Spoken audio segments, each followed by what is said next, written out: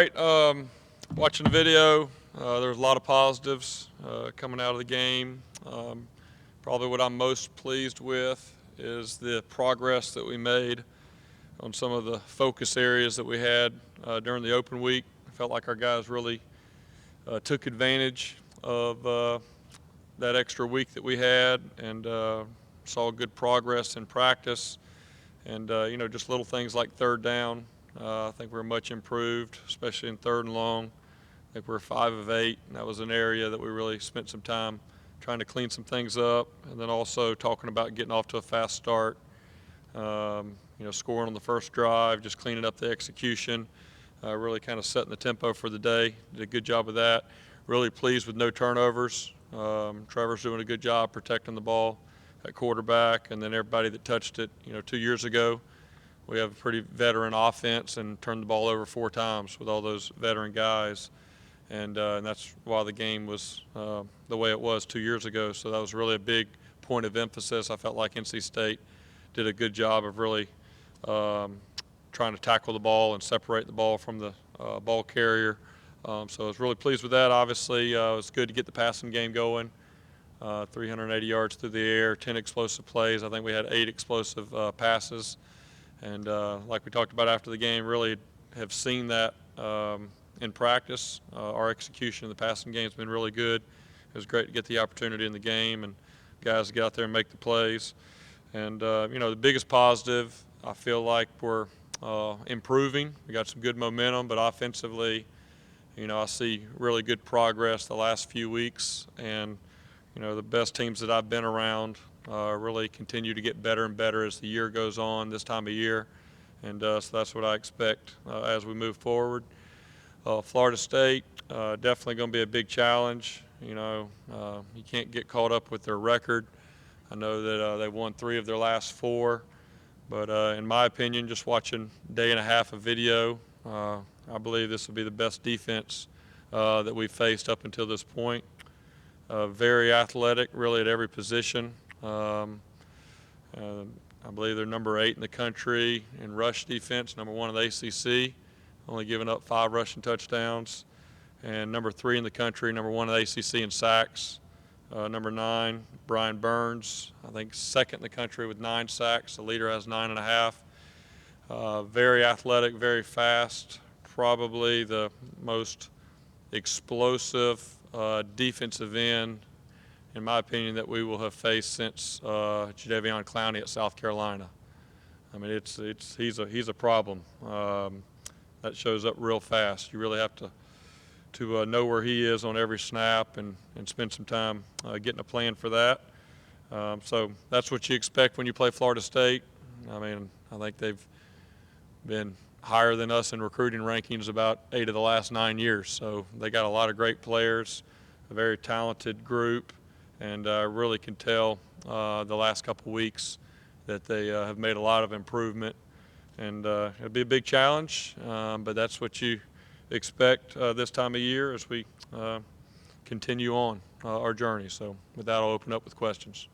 Coach, this is always a nostalgic game for you going back there to Tallahassee. Yeah, I mean, I got obviously a lot of great memories, but now it's hard to believe, we've been at Clemson with my dad, counting my dad's years, close to 20 years here now. The first couple of times that I went back to Tallahassee, it was definitely a different feeling being on the other sideline. But now, I mean, I've been on this side of that rivalry for so long.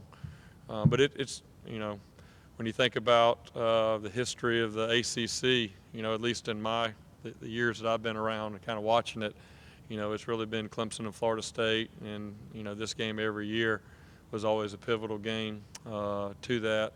And there's a lot of great players that are going to be on that field, talented guys on both sides of the ball. But yeah, it's always fun to go back to Tallahassee. I still have friends that I went to school with way back in the day that are, big Florida State fans and usually come down before the game or after the game and, holler out to me and get to say hello to them. What's your fondest memory from those days? Fondest memory from those days at Florida State? I've told this story many times, but my probably fondest memory I have is 1991. I believe it was 91. Florida State was getting ready to play Miami, and I was sitting in it's either 89 or 91, but I think it's 91. I was sitting in Charlie Ward's locker before the game, and it was one of these number 1 versus number 2, something like that. And sitting in Charlie Ward's locker, Charlie's right in front of me on his stool, and Bobby Bowden walks in, and you can already hear the crowd out there, chanting all this stuff. And Bobby Bowden walks in before that game and gives a pregame talk. And it was at that very moment, I can remember like it was yesterday, I was like, yeah, that's what I want to do. And I hadn't even been a player yet. I knew I wanted to do that, but I was like, that's what I want to do. I want to be a coach. And, and I give Coach Bobby Bowden a lot of credit because he was one of the few college coaches at that time that allowed the coaches' families and kids to have full access. We kind of get spoiled here with Coach Sweeney and doing that for all of our coaches' children. But, the experience that I had for, about 9-10 years there at Florida State, growing up in the locker room, being on the sidelines, the Wednesday night family meals. I can remember, when Charlie Ward was there, every Wednesday night we had family meal. After the meal, he'd come over to my table and get me and my brother and take us down to the gym, and we'd shoot baskets with him every Wednesday night, and I'm like 10 or 11 years old, and so just those memories, growing up around that and going to bowl games every year, that was a big part of why I knew that I wanted to go into coaching. And it's been fun watching Coach Sweeney here at Clemson now because he reminds me a lot of, a young Bobby Bowden, and just the way that he runs the program and the way he allows the families to be involved. I think another thing, you look at the coaching continuity that Coach Sweeney's had here is very similar to the rare continuity that Coach Bowden had when my dad was at Florida State for all those years. So definitely. And then I guess the other memory that I have, I don't know what year this was, but we actually got called up to Coach Bowden's office on a Wednesday night because the previous Saturday we played Tulane, and I believe by halftime it was like 49-0. And so myself and a few of the other coaches' kids decided that it'd be fun to go over to the other sideline, since it was such a boring game, and tackle the Green Wave mascot. So we went to the other sideline and snuck over there and started tackling the Green Wave mascot, and all the fans started cheering, and the more cheering they did, the more wrestling we did with their mascot. And that next Wednesday night, we got called up to Coach Bowden's office, and he had a talk with all the coaches' kids about proper sideline etiquette. That was another fun memory. Yeah, he took it pretty good. Whoever it was, he or she, I'm not sure. They took it pretty good. Yeah, two things. You're shooting in the gym with Charlie Ward. What convinced him to go NBA? No, but the other interesting thing, Sam Cassell was there also. So, Sam didn't play football, he played basketball, but it was him and Charlie Ward and myself and my brother. No Bob Sheriff. No, that was it. But that was pretty cool. So to me, it's really cool, for us, whether it's Wednesday night or just another time when our families are here, and I'm seeing like Christian Wilkins out here playing basketball with, some of the other coaches' kids now. That just brings back awesome memories. Are there other similarities you see between Bobby Bowden and Dabo as far as the way they, just go about their business, their coaching styles? Seems like both are great storytellers, Yeah. really good with the media, that type of thing. Yeah, there are. I think Coach Bowden really was very genuine, and he was himself, and that's what everybody loved about him. I think it's what Coach Sweeney is very genuine. What you see is what you get. And then also I think Coach Bowden, what I remember about him is he always took time to speak to people. It didn't matter if you're walking through, I can remember walking through the airport and the security person says something to Coach Bowden, and he would literally stop and walk over there and talk to him for a minute, as we were getting ready to go get on a plane or something. And, Coach Sweeney's the exact same way. He doesn't walk past anybody without speaking, and just having a genuine interest in other people and, making their day better. And then also I just felt like the, players at Florida State, they loved Coach Bowden, because of who he was, the type of man that he was, the type of example that he was. And part of me wanting to be a coach was not just the excitement of being around all those glory days of football, but it was watching the impact that Coach Bowden and my dad and the other coaches had on their players at the time. And even being a young kid, I could see that, and I thought that was pretty awesome. And I wanted to, one day be able to have an impact like that.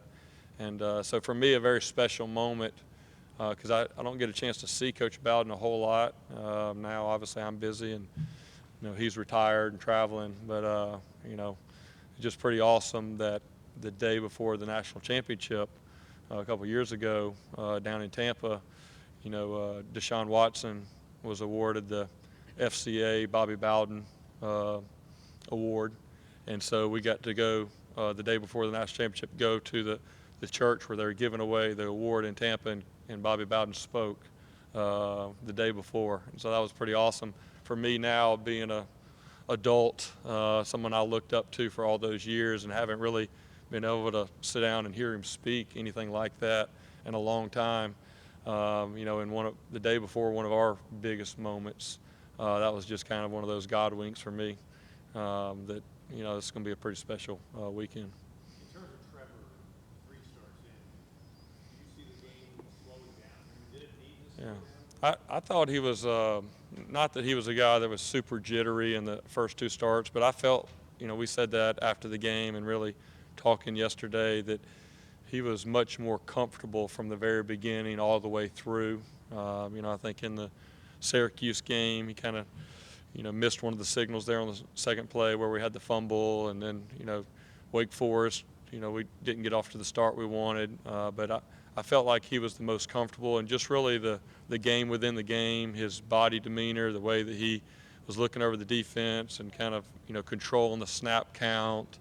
And I mean, it just felt like he had full control over what he wanted to do. We had obviously a lot of run pass tags where he had to make some decisions, and I mean, he was, in the 90th percentile in his decision making on where the ball should go. And then, I mean, it's just a thing of beauty watching him make. I can't stop counting how many, throws he made from one hash to the other. Just NFL throws left and right there on the money. And I mean, that makes us better offensively when defenses know they truly have to defend the entire field at any time. And I think that's going to pay dividends for us down the road. Jeff, Tony was saying that since you guys took over, really the goal has been to be able to, if somebody takes passing away, be able to beat them running, vice versa. How would you compare this year's team's ability to do that? Yeah, I mean, I think we're kind of in the process of getting there, and we're in no way, shape, or form a finished product. I think that's the exciting part. I mean, if we were kind of peaking where I felt like we're at our best right now, that'd be one thing, but I mean, there's a lot of things I think that we can do better. We still had 4 or 5 missed throws. I think we had 6 drops between the wideouts and tight ends, and a few other things that we could do a little bit better. But there's no doubt that we have that potential to do it through the air or on the ground. And biggest thing offensively is just to kind of figure out how they're going to play us. And some people mix it up throughout a game. Some people are really good at what they do, and they're pretty stubborn, and they're just going to do it the whole game. And that's kind of what we got into with NC State. They were going to play that way the whole game. It didn't matter what was going on. So that's why we continued to throw the ball like we did, and then playing other weeks where we were running the ball really well. And then I think also is our team. It doesn't matter to Travis or T or the quarterback, whether it's a running or passing. I mean, obviously you'd love to have balance in every game, and when you play defenses that really kind of mix it up, then you do get that balance because of what they do. But occasionally you'll play teams where, they want to consistently not let you run the ball with the box count and all that. And you got to have the guys, number one, protection, and then also the quarterbacks and receivers that can do it. And one other thing I did want to point out, I didn't mention, is I felt like our offensive line did a really good job in protection. We had 48 passing attempts, which was a lot. They were challenged this week in their protection, and obviously we knew, that they were going to bring a lot of pressure and trying to get to our quarterback. And we had 2 sacks, and zero of the 2 sacks were on the OL. One was on a running back, and one was on the quarterback for not flipping the protection. So for 48 attempts and them not being responsible for a sack, I think was a really good sign for us moving forward. But yes, I mean, that's where we want to be. I think when we've been our best offensively, we've been able to run it, throw it when we want to, and then run it and throw it when we have to. And I feel like we're moving in that direction right now. Last week's game, big game, obviously a lot of attention. You guys may not play another ranked opponent the rest of the year, depending on how things shake out until the postseason. Do you guys worry about style points, keeping Clemson fresh in front of a playoff committee who's kind of watching everything around the country, or are you guys accustomed to how to deal with that? Yeah, I mean, we really don't worry about that at all. I mean, I think now Clemson is one of those teams that if we take care of business, we're going to be where we want to be at the end of the year. And I mean, I think you got a great example, obviously, this past week with Ohio State and Purdue. Purdue got off to a slow start, and Ohio State walked in there, and Purdue gave them everything that they wanted. And so, not that we're going to really need that this week when you're playing Florida State, because Florida State's Florida State.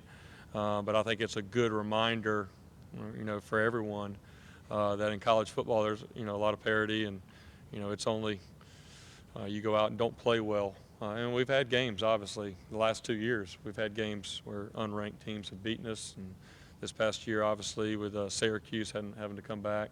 But I mean, I think we're very comfortable and confident that if we continue to play well, that we're going to be where we want to be at the end of the year. And we're not there yet. We didn't win the division with that win. We put ourselves in the driver's seat, but when you got that bullseye on your back and you're going to get everybody's best shot, it requires you playing well. But I think one of the things that Coach Sweeney has done a great job of since he's taken over as the head coach is really getting our players to truly buy into playing to a standard. And maybe it sounds like coaches talk some places, but really that's how our guys are. I mean, it's a standard that we're playing to, and I think that's probably one of the biggest changes in our program is our consistency that we've had through the years. You're not playing up or down to an opponent, of really trying to play consistent every week, and that's what the teams that are there in the end, they didn't get there because they had a great big win. They got there because they played consistently over a long period of time, and I think we have a pretty mature team that has bought into that, and I haven't seen anything. Our guys, I mean, I think it's a great place to be where you just wake up and you go, oh, okay, we're number 2 this week. All right, cool. I mean, there were other years where it was like the biggest thing ever back in the day, and now it's just like you really just peek at it and move on because it doesn't mean a whole lot this time of year.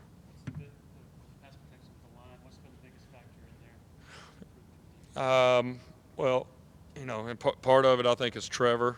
Trevor did a really good job of flipping protections and changing based off of different looks. I would think that was one thing that we were a little bit concerned with NC State. They did a great job on third down defense of giving some exotic pressures and different looks, and if you didn't have the line pointed in the right direction, they obviously got us that one time. That was the one sack that I was talking about where he didn't quite flip it the right way, but he flipped it about 8 times and got them coordinated the right way. And then I think also as guys being on the same page, defenses are doing a great job of the days of just 4 guys rushing up the field, we welcome that. Now there's a lot of twisting and movement and games where guys are having to do really a 3-way bump where you got 3 linemen that are always having to go from my guy to passing him off to somebody else to taking your guy who passes it off to me to taking your guy. And to do that, everybody has to be on the same page pre-snap to make the calls, and then everybody has to physically be able to do it to get the ball off for the quarterback. And so I think communication up front, and I think Trevor kind of taking charge and moving the back and being loud and getting everybody on the same page. But I think for the most part our OL have done a good job. Obviously, he's gotten hit a couple of times, but when you throw it as much as we did this past Saturday, that's going to happen. But, I've been pleased with the way we've protected our quarterback so far. Is that what makes Given Trevor the Florida so? State roster is plug and play, what have you seen differently from the new coaching staff, defensive-wise, scheme-wise? Yeah, they are different schematically. The last 2 weeks they've been a little bit different than they were maybe at the beginning of the season. They do a lot of things right now, and that makes it difficult, kind of like preparing for our defense. I mean, it's very difficult just to watch. You're not going to see a lot of tendencies. And Florida State has done a lot of different things. They've played multiple fronts, brought multiple blitzes, play a lot of different coverages. But, overall what you see is that they're a physical group. They're going to challenge you at the line of scrimmage. I think these are the two most athletic corners that we will have played this year that can really run, got great feet. You don't see many guys running by them. So you got to be great technicians and have a lot of different type of route combinations for them. And then I just think up front, 99 just makes them different, makes them special. And you have to spend a lot of part of your game plan trying to find ways to get an extra hat on him because he can make you look silly in a hurry.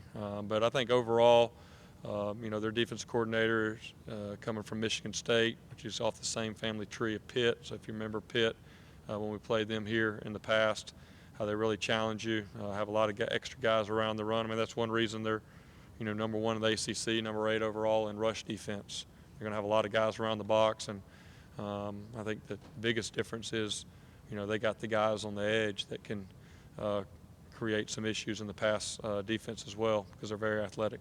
You were talking about Trevor flipping protections and things like that. Is that what makes him a little different than most freshmen, that he could recognize stuff and do that than some other freshmen can't? Yeah, I mean, I guess as coaches, how much you ask your quarterback to do, a freshman quarterback to do, is really how much that they can carry. Deshaun was that way, that as it went his freshman year, we could start allowing him to change the protection and change some things at the line. And Trevor, does a great job of that. He's very smart. Coach Streeter does a great job with him in the film room, him and Chase. It's great to watch him and Chase in the film room, and then also on the practice field and on the sidelines. I mean, they're having some high-level talks over there, which is awesome as a coach to see that. But, yeah, Trevor's very special in a lot of ways, but mentally it's been fun watching his progress over the last 4 weeks. Coach, I was going to ask you about the one sack, not the one where Travis whiffed on the block, but is Trevor's internal clock about where it needs to be, or is that maybe one area that he needs to improve on? Yeah, no, he's done a good job. I think one area we challenged him that if they do drop 8 to take off and run, and that's what he did on the 1 3rd down where he slid a yard short. That was a good. That was really kind of what we were coaching him up to do, and they were playing 2-man, so they had a lot of guys dedicated running with the wideouts and only rushing 3. So we wanted him to take off and run.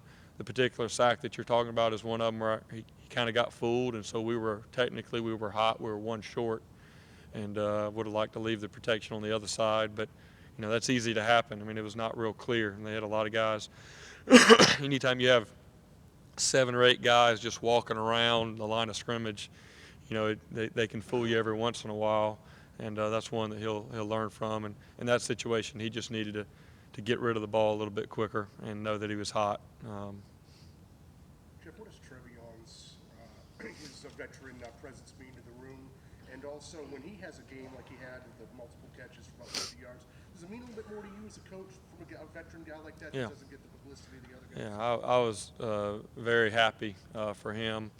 And somebody asked me after the game if maybe he's been doing better in practice, and no, he's been doing really well in practice all year long, really since the spring. It's just he finally got some opportunity. Sometimes we as coaches, you like to get some guys some opportunities about how the defense plays a certain play. The ball may go somewhere else.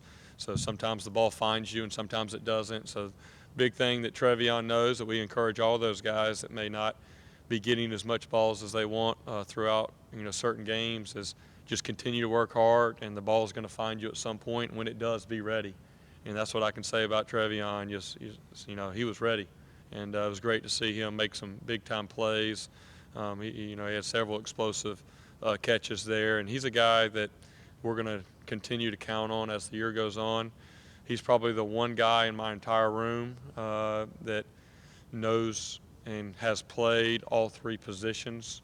And, now with us trying to redshirt Cornell, and, anytime we have an injury, guy gets banged up, really he went into this game knowing, every play at all three wide receiver positions. Fortunately, we didn't have to use him at some of the other ones, but I think that's another benefit that he brings to us. But he's, every scout that comes through here, I'll be sure to talk about Trevion, because he reminds me a lot of Jerron Brown. I think if he gets with the right squad, he's going to be able to play for several years at the next level. Coach, the Texans just won their 4th straight game. Deshaun Watson's playing with perfectly collapsed lung. They're having so much success. Also, Nick Hopkins, the two of them syncing up. How much pride do you take in the two of them having so much success? Yeah, it's awesome. What's really cool for me is, I've been here, that I kind of think about the last 10 years. There's kind of really been three groups offensively. You kind of go back to the Taj, Nuke, and Sammy. As far as passing, maybe, obviously that's kind of where I've spent a lot of my time. And then you think about the Deshaun and Mike Williams, Artavis, and all those guys. And then, now this group that we have going on now. So I think what's really cool is it kind of bridges with Nuke, who really never played with Deshaun. Those two guys kind of bridging together and getting to play at the next level, I think is really cool. I'll never forget draft night. I was there in Philadelphia, I believe, when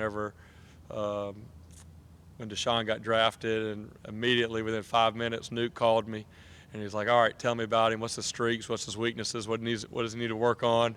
We're going to work tomorrow." And I thought that was really cool. So, yes, it's a lot of fun. I mean, there's no doubt we were watching the Texans, and the open week was the only Sunday that I got to sit home and watch games. So it took me like 20 minutes to call DirecTV to get this Sunday ticket just for a day.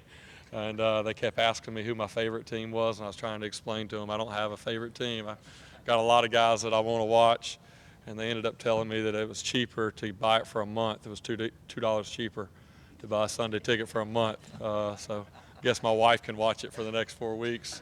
But the fun thing for me, especially with all these skill guys, is there's a lot of games going back and forth through, and watching these guys. And it was awesome to watch Mike Williams, I believe, playing in London, getting a touchdown out there, and just really, really neat to see those guys do well at the next level. And I know it encourages our guys here, because they know that they're going to have those opportunities if they continue to work.